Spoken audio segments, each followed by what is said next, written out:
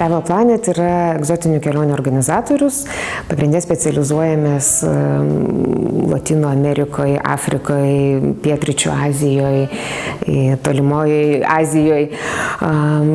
Daugiausiai organizuojame pažintinės keliones nedidelėms grupėms iki 12 žmonių, o taip pat galim pasiūlyti poilsinės kelionės išskirtinėse vietose, kaip kad Maldyvai, Mauricijus, Seišeliai, tose salose, kurios dar kažkiek tai mažiau atrastos lietuvių. Į Maldyvus, tiesą pasakius, tikrai nevykite dėl suvenyrų, galite pasisemti, nežinau, smėlio parsivežti ar kokią kriauklę išmestą ant kranto nedidelę. Svarbiausia, nelaužyti kriauklių ir koralų. Maldyvai yra tokia malonumo oazė ir nei gilios vietinės kultūros, nei kažkokių suvenyrų ten nerasite.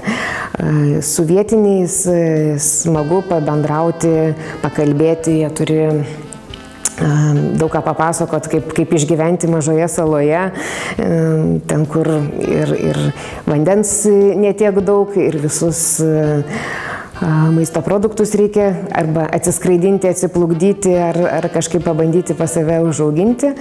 Bet gyvenimas salose tai vis dėlto ne kultūra, o pojūtis. Pojūtis, kad tu jautiesi gerai, gražiame ore, nuostabioje aplinkoje ir tuo mėgautis.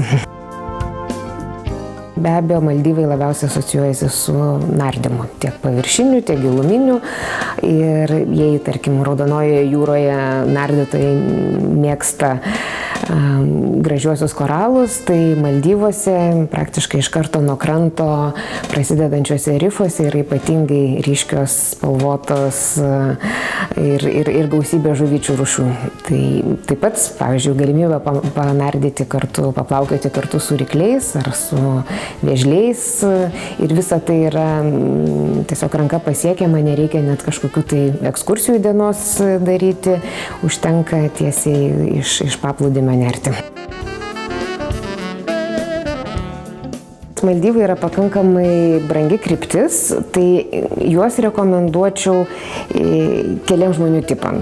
Pirmasis tai tie, kurie keliauja į Šri Lanką, turi pažintinę programą, susipažįsta su šalim ir tada nori poilsio. Maldyvai randasi visai šalia, valanda skrydžio, labai patogu atostogauti. Na ir ypatingom progom, jaunavedžiam, tiek tuoktuvių ceremonija įmanoma, tiek povestuvinė kelionė, tiek galbūt, jeigu šeima švenčia savo santuokos jubiliejų, taip pat Maldyvai tinkama vieta. Į Maldyvus patarčiau planuotis be abejo, kaip ir į kiekvieną kelionę, kuo anksčiau. Visų pirma, kuo anksčiau planuojatės, tuo pigesnius aviabilietus galite įsigyti. Kitas dalykas svarbus, kad sezono metu dažnai net ir patys prabangiausiai viešbučiai arba kaip tik ne tokie prabangus būna pilni ir tiesiog galite negauti vietų ten, kur norite. Iš tikrųjų, kelionę galima suorganizuoti, kad ir likus 2 savaitėm iki kelionės pradžios, tačiau visą laiką patariam tą daryti kuo anksčiau. Maldyvai saugi kryptis, kažkaip ypatingai ruoštis tikrai nereikia.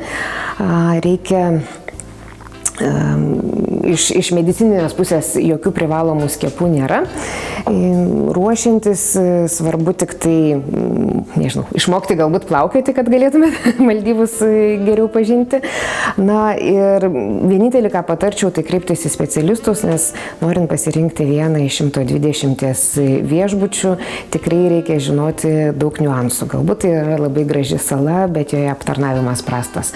Galbūt viešbutis prabangus, bet horizonte matosi naujai pilamos salos kranai ir statybos, ir tai tikrai gražaus vaizdo neduos.